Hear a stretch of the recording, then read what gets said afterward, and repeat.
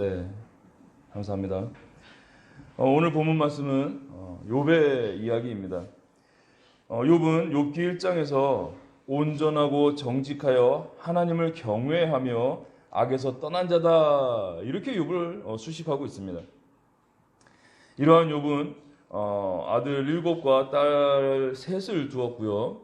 양이 7,000마리, 낙타가 3,000마리, 소가 500결이, 암나귀가 500마리였고 종도 많았으니 동방에서 가장 훌륭한 자다, 이렇게 욥기 1장에서 소개하고 있습니다. 요즘에도 양이 7,000마리요, 낙타가 3,000마리고 소가 500결이고 암나귀가 500마리면 굉장한 부자입니다. 이 정도의 재력이면 엄청난 부자죠.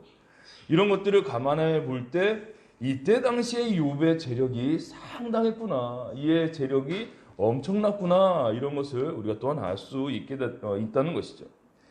그러한 욥은 자녀의 생일잔치 후에 혹시나 자녀들이 잔치 가운데에서 하나님께 범죄하였거나 하나님을 기쁘게 하지 못했던 일이 있을 수도 있게 될까봐, 무지 중에 하나님을 욕되게 할까봐 이 자녀의 명수대로 번제를 드렸다라고도 그렇게 기록이 되어져 있습니다.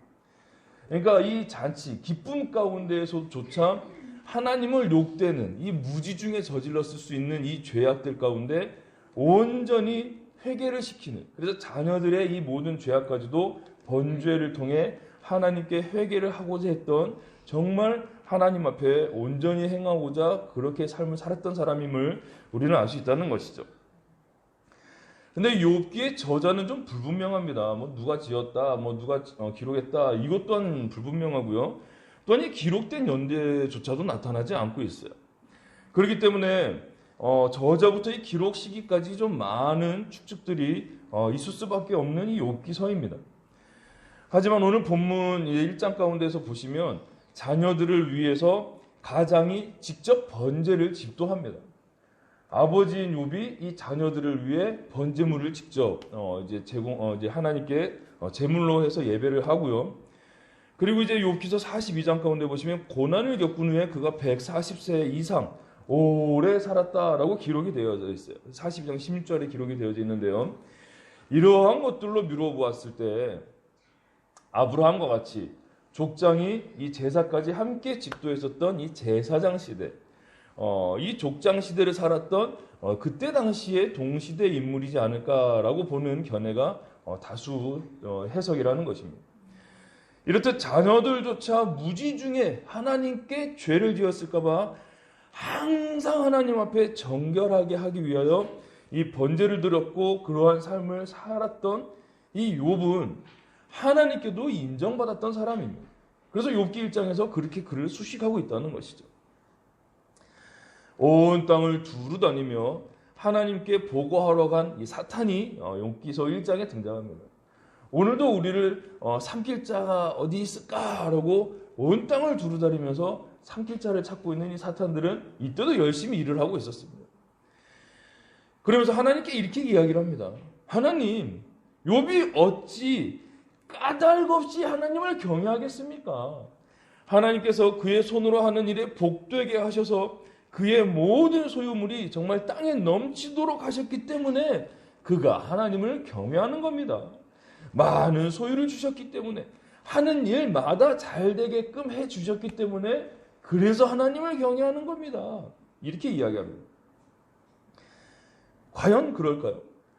요즘을 사랑하는 많은 이 부자들 중에서 하는 일마다 잘 되고 손 대는 것마다 막 크게 막 사업이 번창하는 그 모든 사람들이 과연 자기가 갖고 있는 이 소유물들로 인해 하나님을 경외하는 삶을 살까요? 그것은 아니죠. 그래서 하나님께서 무엇이라 말씀하시냐면 욥기서 1장 8절 가운데 이렇게 욥을 믿고 그를 이제 확신 가운데 말씀하십니다. 제가 한번 읽어드릴게요. 여호와께서 사탄에게 이르시되 내가 내 종 욥을 주의하여 보았느냐? 그와 같이 온전하고 정직하여 하나님을 경외하며 악에서 떠난 자는 세상에 없느니라. 이렇게 하나님께서 욥을 확실히 믿고 계십니다. 욥에 대해서 확신이 있으셨다는 것이죠. 그런데 사탄은 그의 모든 소유물들로 인해 하나님을 경외하는 겁니다. 그 소유물이 없어진다면 욥은 분명 하나님을 욕할 겁니다. 이렇게 이제 보고합니다. 제안을 한다는 것이죠.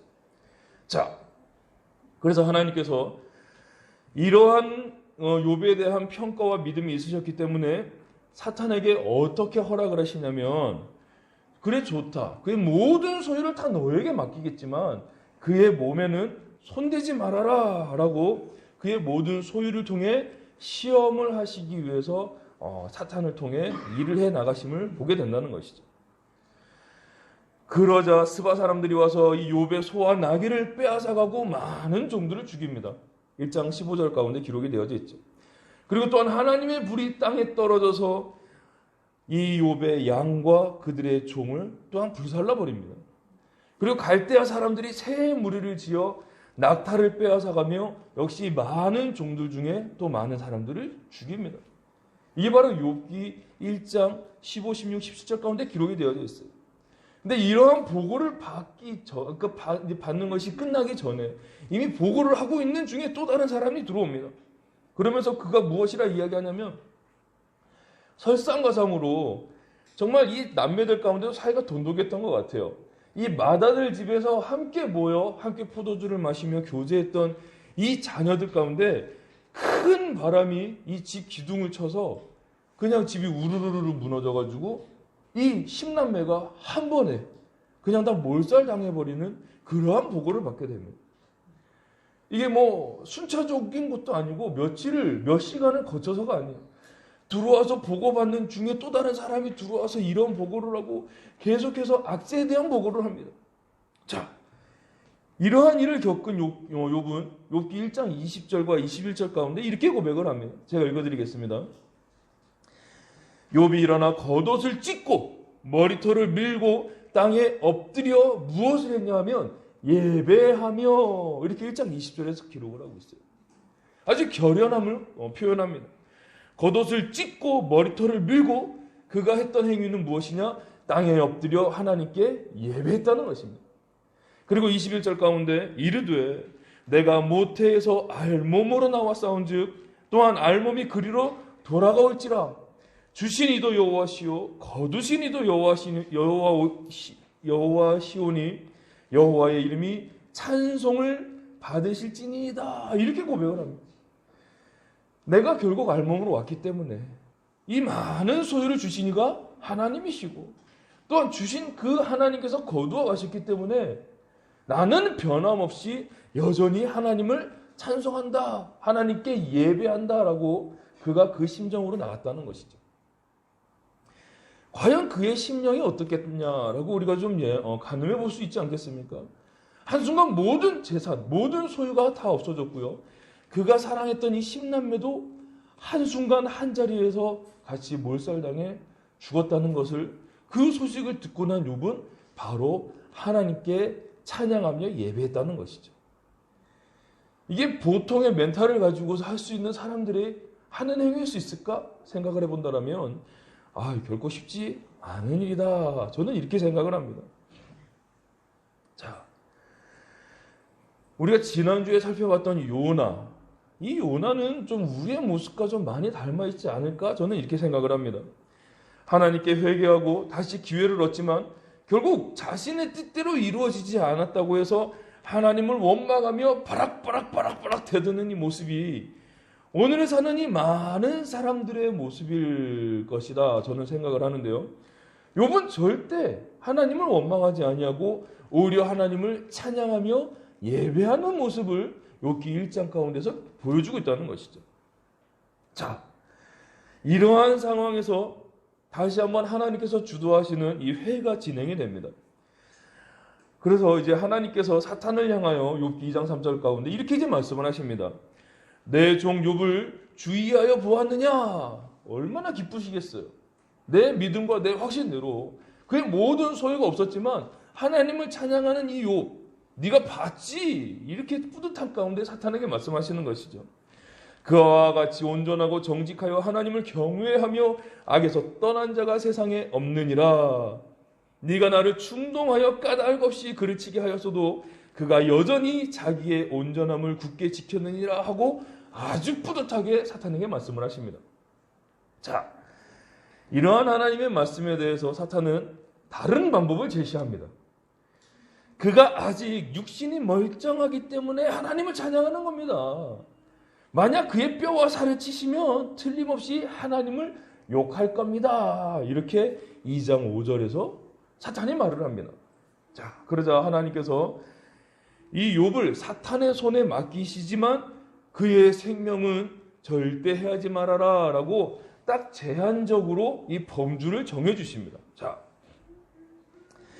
이 말씀을 통해서만도 우리가 알 수 있는 사실이 있습니다. 그것이 무엇이냐면 절대 이 사탄들이나 귀신들은 자기들 마음대로 하나님 자녀들을 해할 수 있는 권한이 없다는 것을 우리는 분명히 알 수 있습니다. 아멘이십니까? 물리적인 힘은 제가 사탄보다 약하죠. 제가 이길 수 없습니다. 1대1로 딱 싸운다? 아유, 저는 뭐 그냥 튕기기만 해도 저는 나가 죽을 수도 있어요. 힘으로는 대항할 수 없는 그런 존재이죠. 하지만 하나님의 허락 없이 함부로 저를 건드릴 수는 없다는 것을 우리가 욥기서 말씀을 통해 발견할 수 있다는 것입니다. 아멘이십니까?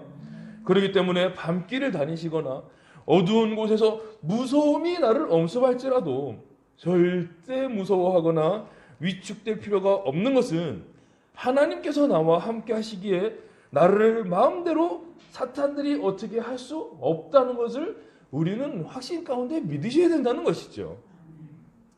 이런 우리들에게 사탄들이 쓰는 무기가 무엇이냐면 내가 하나님 자녀다라는 이 객관적 사실을 자꾸 망각하게 합니다. 그리고 내 존재를 잊게 합니다. 그러면서 이 무서움과 두려움 가운데 나를 더 몰고 갑니다. 그래서 이 무서움이 더 크다 보니 무서움 뒤에 서서 나를 지키시는 그 하나님을 바라보지 못하게 할 뿐인 것이지 절대 하나님이 약해서 나를 지키시지 못하시기 때문에 내가 무서운 것이 아니라는 것이죠. 그래서 처음부터 당당하게 예수님의 권세로 이 두려움 가운데 맞닥뜨리신다면 어떤 사탄이 내 앞을 가로막을지라도 우리는 이미 승리하신 예수님의 권세로 인하여 승리하는 삶임을 분명히 믿으셔야 됩니다. 아멘이십니까? 자, 이렇듯 하나님께 아주 제한적인 부분까지 허락받은 이 사탄은 욥의 발바닥에서부터 정수리까지 종기가 나게 합니다. 이게 성경에선 종기라고 표현이 되어져 있지만 욥이 얼마나 괴로웠냐면 그가 재 가운데 앉아서 이 질그릇 조각을 가져다가 막 자기 몸을 긁어서 피와 고름이 뒤섞인 정말 이 아픔 가운데 이 고통 가운데 그래도 간지럽기 때문에 어쩔 수 없이 긁어야만 되는 지금 이런 만신창이의 몸이 되어졌다는 것이죠. 그래서 이 종기가 어떤 종기냐 일종의 피부함일 것이다 라고도 그렇게 바라보는 분들이 많이 계십니다. 근데 이 범위가 어디냐면 발바닥에서부터 정수리까지 뭐 손만 뭐 얼굴은 제외하고 신체의 일부가 아니라 온 몸에 이 종기가 다 퍼졌다라고 성경이 기록하고 있습니다. 그럼에도 불구하고 하나님을 원망하지 않습니다. 욥은 그렇게 재 가운데 앉아 자기 몸을 기왓장으로 긁어내지만 그럼에도 그의 입술 가운데는 하나님을 원망하지 않습니다. 그렇게 자기 몸을 긁고 있는 이 욥을 바라보면서 욥의 부인이 이렇게 이야기합니다. 욥기 2장 9절입니다. 무엇이라 이야기하냐면 아유 차라리 하나님을 욕하고 죽어라. 아주 양반으로 그렇게 성경에서 기록되어져 있죠. 한국어로 좀 아주 더 격한 표현으로 쓰지 않았을까 싶습니다. 차라리 하나님 욕하고 죽어버려라. 이 자기 부인이 그렇게 이야기합니다. 자기에게 가장 큰 힘이 되어져야 될 것이고 돈눈배필로 붙여주신 이 부인이 하나님을 욕하고 죽으라. 이렇게까지 이야기할 정도로 욥의 이 모습이 참 비참함을 보여주고 있지 않을까라고 그렇게 보게 된다는 것이죠. 이런 상황에 놓인 욥을 위로하겠다고 이 대만 사람 엘리바스와 수아 사람 빌닷과 나아만 사람 이 소발이 욥에게 찾아와서 욥을 정죄하고 오히려 욥은 답변하면서 오고 가는 이 대화가 바로 이 욥기라는 이 책이 바로 구성된 그 대화의 내용입니다. 그들이 찾아왔지만 밤낮 7일 동안 욥과 함께 하면서도 이 욥이 너무 힘들게 고통당하고 있는 모습을 보면서 말 한마디 하지 않았던 이 모습이 바로 욥기서 2장 가운데 있는 모습입니다. 자, 이러한 이 대화 가운데 우리가 잘 알고 있는 말씀이 있죠. 그리고 이 교회 다니고 예수님을 믿는 사람들 외에 세상에 많은 사람들도 인용하는 이 구절이 욥기서에 굉장히 유명한 구절이 있습니다. 그것이 무엇이냐면 욥기 8장 7절 말씀이죠. 우리 다 알아요. 다 암송했을 거예요. 이게 무엇이냐면 내 시작은 미약하였으나 내 나중은 심히 창대하리라, 이 말씀이거든요. 그래서 이제 뭐 보편적으로 뭐 개업하는데 아니면 뭐 성구 뭐 이렇게 뭐 축복의 말씀으로 이 말씀을 참 많이 줘요. 근데 이 앞뒤 상황을 봤을 때 저는 이 말씀이 과연 축복의 말씀으로 우리가 받아들여도 되나라고 좀 생각을 해봤을 때 저는 별로 이렇게 막 권해주고 싶은 그런 구절은 아니라고 좀 말씀드리고 싶어요. 왜냐하면 이 8장 가운데서 이 빌닷이 이제 첫 번째 이야기를 하거든요. 이 앞에는 이제 엘리바스가 이제 이야기를 하고요. 빌닷이 이제 이야기를 하는데 좀 쉽고 좀 아주 직역을 해서 이야기한다면, 야, 지금 네가 정말 진실되게 회개한다면 너 지금은 이렇게 정말 미약하지만 너의 나중은 참 창대해질 거야. 좀 이런 말인 것이에요. 그러니까 너의 그 죄를 좀 회개해봐. 네 자녀들 죄 때문에 죽었잖아. 너도 지금 이렇게 당하는 거 네 죄 때문이야. 좀 회개해봐. 하나님께 회개해. 그럼 너의 나중은 용서받고 심히 창대해질 거야. 뭐 이런 뜻이라는 것이죠. 그렇기 때문에 저는 이 말씀을 좀 인용해서 당신을 이렇게 축복합니다. 당신의 지금은 시작은 미약하지만 나중은 창대할 겁니다. 라고 좀 자꾸 이렇게 인용하는 것은 이 앞뒤 내용을 좀 잘라내고 너무 곡해된 그런 해석이지 않을까라고 좀 저는 그렇게 바라본다는 것이죠. 그 한 절만 딱 놓고 보면 뭐 좋은 의미입니다만 앞에 뒤에 상황을 놓고 본다면 그렇게 막 축복된 말씀으로 권해줄 만한 그런 말씀은 아니지 않을까. 또 이 빌닷이 했던 이야기이기 때문에 조금 좀 부적합하지 않을까, 저는 그렇게 이제 생각을 합니다. 자, 이렇듯 이 친구들과의 대화가 오고 갑니다. 친구들이 이렇게 한마디 하면 욥이 답변을 하고, 또 친구들이 이렇게 얘기하면 또 욥이 답변하는 이러한 대화 형식 가운데 시도 있고 찬양도 있고 이제 운문도 있는 이제 그러한 내용이 바로 욥기서죠. 이렇듯 이 친구들과의 오가는 대화 가운데 소발이 11장 가운데에서 첫 번째 이제 그 욥을 향해서 언급을 합니다. 소발의 이야기를 듣고 난 다음에 그 이야기에 대한 답변으로 오늘 본문 12장 가운데 욥이 답변하는 내용이죠. 소발이 무엇이라 이야기했는지는 집에 가서 한번 읽어보시고요. 그 이야기에 대해서 12장 가운데 욥이 이렇게 답변합니다. 자, 그래서 1절에 보시면 욥이 대답하여 이르되, 그 소발에 대한 그 이야기에 대해서 이렇게 대답합니다. 무엇이라 대답하냐면 2절 가운데 이렇게 이야기하죠. 너희만 참으로 백성이로구나. 너희가 죽으면 지혜도 죽겠구나. 이렇게 아주 점잖게 기록을 했습니다. 자, 이 좋은 어투로 지금 이렇게 성경이기 때문에 좀 기록을 했지만, 좀 우리나라 표현대로 좀 직역을 하자라면, 그래, 너만 잘났네. 네가 죽으면 지혜도 다 같이 죽겠네. 그래, 너 혼자 잘났네. 이런 좀 표현인 것이죠. 그래, 너만 참으로 하나님 백성이네. 너만 의로운 사람이네. 네가 죽으면 그 의도, 그 지혜도 다 죽겠네. 좀 이렇게 좀 비꼬는 그런 이야기입니다. 그래서 그 속뜻에서 3절에서도 그렇게 이야기하죠. 나도 생각이 있어. 너희가 말하는 것을 다 알고 있다. 이렇게 이야기합니다. 지금 니네가 말하는 거 내가 모르는 거 아니야. 나도 다 알고 있어. 그 정도의 지혜 나도 생각하고 있어. 라고 그렇게 3절 가운데 답변을 하고 있는 모습입니다. 자, 그러면서도 이 하나님의 응답을 들었던 내가 이웃과 친구들에게 조롱거리가 되었다는 점에 대해서 속상해하면서도 화가 나는 이 표현을 바로 4절 가운데서 하고 있는 것이죠. 의롭고 온전한 자가 조롱거리가 되었구나. 나는 의롭고 온전한 자인데 내가 너희들로 인해서 내가 조롱을 받고 있구나. 내가 비웃음을 당하고 있구나. 라고 지금 그렇게 이야기하고 있는 것이죠. 이 문장에서만 봐도 우리가 욥이 자기 스스로를 어떻게 생각하고 있다는 것을 알 수 있냐면, 나는 의로운데, 나는 온전한데 왜 내가 이렇게 이 조롱을 받아야 되는 것인지 정말 화가 나는 이 안타까운 현실 가운데 좀 이제 많이 좀 이제 격분되어져 있다라는 것을 알 수 있죠. 자, 그러면서 이 5절은 이 개역개정으로 이제 기록되어지는 말씀으로 볼 때는 이게 좀 무슨 말인지 이게 조금 이해가 좀 어려운 문장이지 않을까 싶어요. 그래서 좀 이제 의역이 좀 필요한 구절이기 때문에 이걸 좀 이제 의미적으로 좀 이렇게 좀 풀이를 해보자라면, 너희는 평온하기에, 즉 고통을 당해보지 않아서 재앙 가운데 있는 나를 멸시하는구나, 혹은 비웃는구나, 이런 뜻입니다.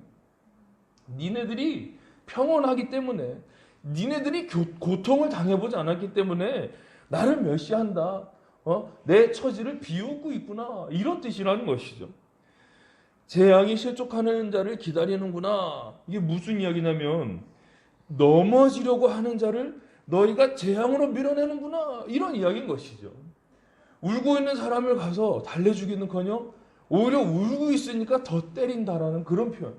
실족한 자, 넘어지려고 하는 자를 붙잡아서 일으켜주기는커녕 넘어지려고 하니까 오히려 확 밀어버리는, 지금 너희들이 나를 그렇게 밀고 있는 거야 라고 지금 그렇게 이야기하는 것이죠. 자, 이렇게 한스럽고 안타까운 이 자신의 상황에 대해서 위로는커녕 자신을 막 정죄하면서 몰아세우는 이 친구들에게 지금 답변하고 있는 이 욥의 모습이라는 것입니다. 그러면서 오늘 신앙생활을 하는 많은 사람들도 라고 좀 의아해할 수 있는 그런 부분들을 이 욥이 6절에서 그렇게 말합니다. 무엇이라 이야기하냐면, 강도의 장막은 형통하고 하나님을 진노하게 하는 자는 평안하니 하나님이 그의 손에 후히 주심이니다. 이렇게 이제 기록을 합니다. 자, 하나님을 진노하게 하는 자는 평안하고 강도와 같은 이 범죄자는 형통함을 얻어서 하나님께서 후히 주시는 이 하나님의 복을 받아서 오히려 떵떵거리며 살고 있는 사람이 많다, 이렇게 이야기를 합니다. 그런데 상반되게도 하나님을 경외하며 악에서 떠난 하나님만을 온전히 믿고 살았던 욥은 가진 모든 소유물과 건강까지도 잃게 되고 많은 사람들이 조롱거리가 되어 생애를 저주하기까지 힘든 시간을 보내고 있다는 것을 우리는 욥기서를 통해 볼 수 있게 된다는 것이죠. 과연 하나님께서는 왜 이러시는 걸까요? 아기는 정말 형통한 가운데 살게 하시면서 하나님을 믿는 하나님 자녀는 왜 이런 고통과 이 고난 가운데 살아가게끔 이렇게 하시는 것일까요? 자, 욥기 12장을 조금 더 이제 뒤에 읽어보시면 아시겠지만, 욥기 12장 가운데 기록되어 있는 아주 주된 메시지는 하나님 주권 섭리에 대해서 욥이 고백하고 있는 장면이에요. 결국 이 모든 것이 하나님 주권입니다, 이 신앙 고백인 것입니다. 악인에게도 후히 주시는 이도 하나님 주권인 것이고, 의인인 욥이 당하는 이 고통과 고난 또한 하나님 주권이라는 엄청난 고백이 이 욥기 12장 가운데 담겨져 있다는 것이죠. 의인인 나, 온전한 내가 정말 고난 당하는 것, 그래서 너희들로 인하여 내가 비웃음거리 되는 것 또한 하나님 주권인 것이고, 저 악인들, 하나님을 경외하지 아니하고 저 범죄한 자들이 정말 후히 주심으로 인해 저렇게 잘 먹고 잘 사는 것 또한 하나님 주권인 것이다, 이 고백을 하고 있다는 것이죠. 이런 하나님 주권에 대하여 아멘이십니까? 하나님 믿는 나는 이런데 왜 하나님 믿지 않는 쟤는 왜 저렇게 잘 사는 거예요, 하나님? 이게 우리가 오늘 갖고 있는 참 아이러니한 문제잖아요. 하나님 믿는 나는 돈도 잘 벌어야 되고 하는 일마다 족족족족족족 잘 돼야 되는데 나는 이렇게 힘든 나날을 보내고, 저 교회 다니지도 않고 예수님 모르는 쟤는 왜 하는 일마다 잘 되고 막 손대는 사업마다 번창하고, 하나님 너무 불공평한 거 아닙니까, 하나님? 이러한 문제점들을 우리는 안고 살아가고 있잖아요. 그것에 대한 답변을 오늘 욥을 통해 이 12장 가운데서 하시고 있다는 것입니다. 자, 지난주 설교의 요나는 구원은 여호와께 속하였다라고 요나서 2장 9절 가운데 고백을 합니다만, 결국 이 니느웨 사람들이 멸망당하기를 간절히 바라면서 그 성에 무슨 일이 일어나나라고 이 성을 바라보고 있다는 것이죠. 그렇게 자기의 기대가 충족되지 않자 하나님께 바락바락 대드는 그러한 모습으로 이 요나서가 마무리됩니다.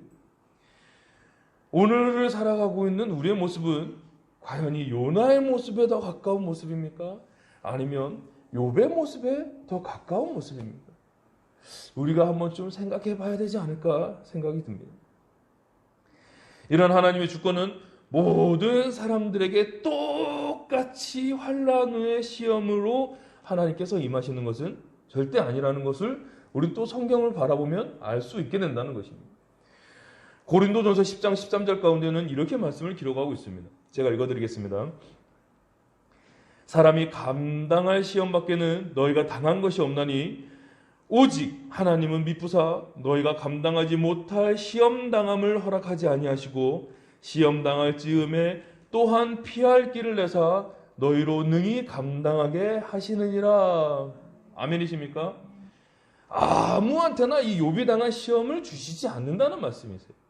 욥은 이 정도 시험을 감당할 만한 그가 되었다라는 확신이 있으셨기 때문에 욥에게 이런 시험을 주신 것이지 오늘을 살아가고 있는 나에게 이 욥과 똑같은 시험을 주시지 않는다는 것이죠. 아브라함을 테스트하셨던 독자 이삭을 바치라 라는 이 테스트 역시 하나님께서 아브라함이기 때문에 주신 것이지 오늘을 살아가는 나에게 이 시험을 감당하지 못할 자에게는 주시지 않는다라는 것이죠. 우리가 감당할 만한 시험만 주신다는 거. 자, 그렇기 때문에 하나님께서는 이 각자의 분량대로 각자가 감당할 만큼만의 시험을 우리에게 허락하신다는 것을 분명히 말씀을 통해서 알 수 있게 된다는 것입니다. 아멘이십니까? 혹은 내가 감당하기에 버거울 그런 상황이 된다면 피할 길을 내사 그 시험을 끝까지 감당할 수 있도록 나에게 피할 길 또한 예비하시는 그러한 하나님의 은혜를 우리는 바라보게 된다는 것입니다. 그렇다면 왜 이러한 시험을 하나님을 믿는 자녀들에게 주시는 것일까요? 부인조차 하나님을 욕하고 죽으라 라고 이야기할 만큼 정말 이 비참한 욥의 모습이었지만 이런 모든 시험을 잘 감당한 욥은 욥기 42장 5절 가운데 이렇게 고백을 합니다. 우리가 다 같이 한번 찾아보시겠습니다. 욥기 42장 5절입니다. 마지막 장입니다. 제가 가지고 있는 성경 구약성경 803페이지입니다. 우리 42장 5절입니다. 우리 다 같이 한번 읽어보시겠습니다.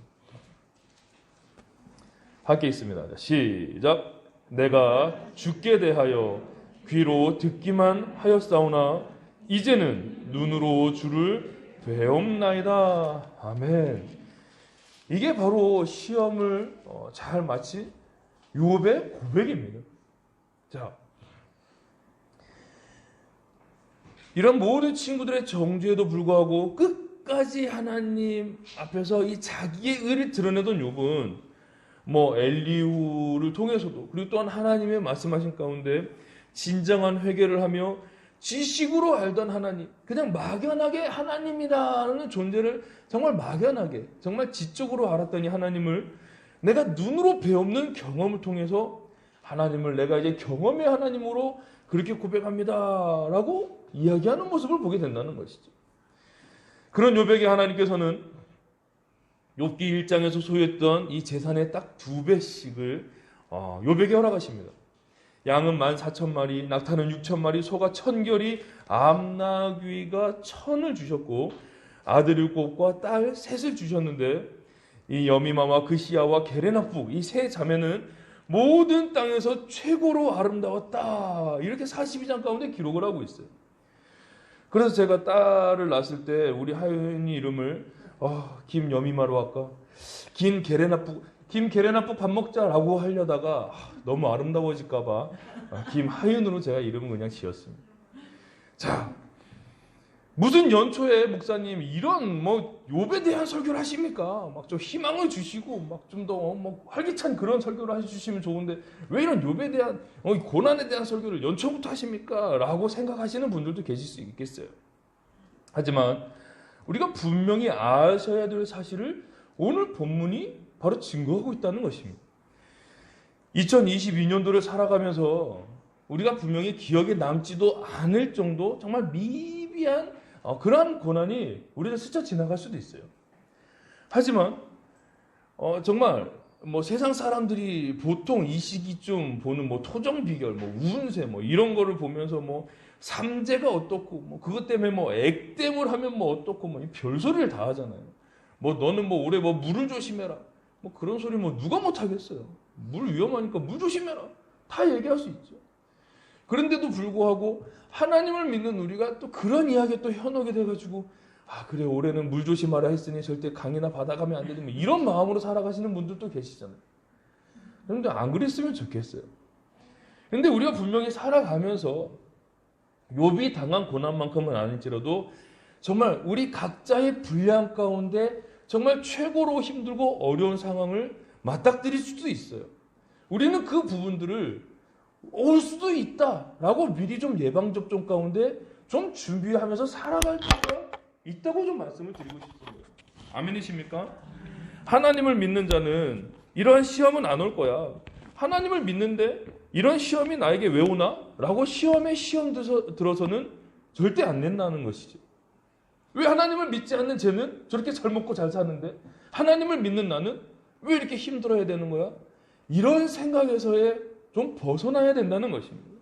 아멘이십니까?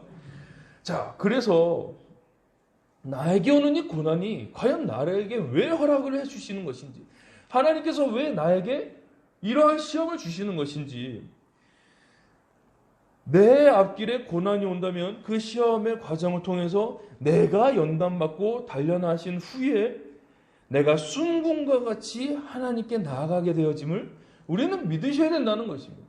아멘이십니까? 그래서 욥기 23장 10절 가운데 이렇게 고백을 합니다. 제가 읽어드리겠습니다. 그러나 내가 가는 길을 그가 아시나니 그가 나를 단련하신 후에는 내가 순금같이 되어 나오리라. 이 욥의 고백입니다. 순금같이 되어 하나님께 나아가게 하시기 위해서 나의 이 불순물을 걸러내시는 과정 가운데 이 시험을 허락하신다는 것이죠. 내 안에 불순물을 걸러내어 내가 순금이 되어져 가기 위해서는 오히려 더 뜨거운 불 가운데 내 삶이 노출되어야만 내 안에 있는 이 불순물들이 걸러지게 된다는 것입니다. 우리 학생들을 봤을 때도 지적 수준의 향상을 위해서 끊임없이 학교나 학원에서 시험, 테스트를 치는 이유가 힘들으라고, 그 사람들을 괴롭히기 위한 목적이 아니라 지적 향상을 위한 목적으로 그렇게 시험 가운데 학생들을 인도해 가지 않습니까? 우리의 삶 가운데서도 하나님께서는 나를 순금으로 만드시기 위해서 정말 온실 속에 그 화초가 되는 것이 아니라 정말 하나님만을 바라보는 정말 순전한 그 삶을 살아가게 하시기 위해서 내가 감당할 만큼의 그 시험을 우리에게 허락하신다는 것을 분명히 아셔야 된다는 것입니다. 올해 어떤 고난이나 시험이 나를 기다릴지라도 우리 각자의 분량대로 감당할 만한 시험만 나에게 주심을 믿으시고 잘 견디고 단련되어져서 순금과 같이 올해를 마무리하시는 저와 우리 모두의 삶이 되어지시기를 예수님의 이름으로 간절히 축원합니다. 잠시